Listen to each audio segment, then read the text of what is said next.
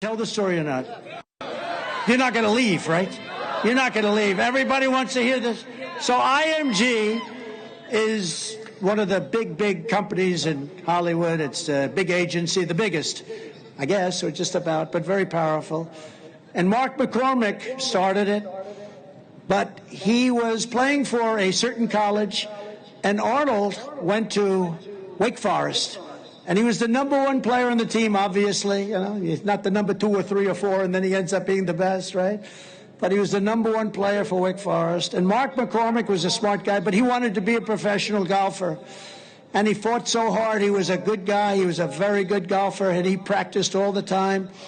And then he had the privilege. He was the best player on his team, a college.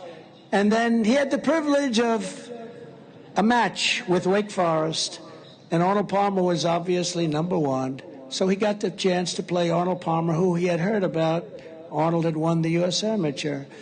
So they start off, and around the 9th hole, somebody called over to Mark, "How are you playing? It's the best I've ever played. How are you doing?" "I'm 6 down."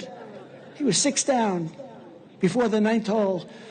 And he realized then that he could never be a great player because Arnold Palmer was so much better. He was stronger, longer. He was a better chipper and putter. He was better at everything. So Mark McCormick, being a very smart guy, said, "Arnold, you're really incredible. What I'd like to do is I'd like to represent you as your agent. I'd like to start a company called IMG, and I'd like to represent you." And Arnold Palmer was the first person represented, did you know that, Uncle Sam, by IMG? And it became a powerhouse. It became an absolute powerhouse. And Arnold owned actually 50% of it. And over the years, he'd sell it. It wasn't his thing. He loved golf so much. But he made a fortune. He bought television networks. He bought a lot of things. But Arnold Palmer became a very good friend of mine in his latter years. And I got to play golf with Arnold when he was quite a bit older. He was about 83 or 84. And I was substantially younger than that. But not so young, I will tell you. And Arnold would hit a drive, and I'd hit a drive, and I might be 3 yards longer. But, you know, he was 83, 84 years old. Don't get carried away.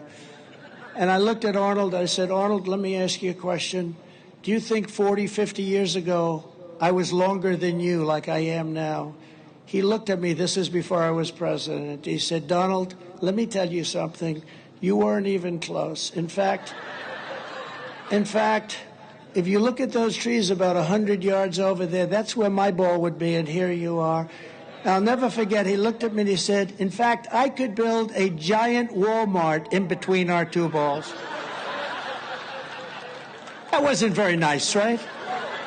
But Arnold was great. He was a great man. He was a great man. And beyond a golfer, he was a great man, and he came from Latrobe, Pennsylvania. So I have a very warm spot for Latrobe because he was a friend of mine.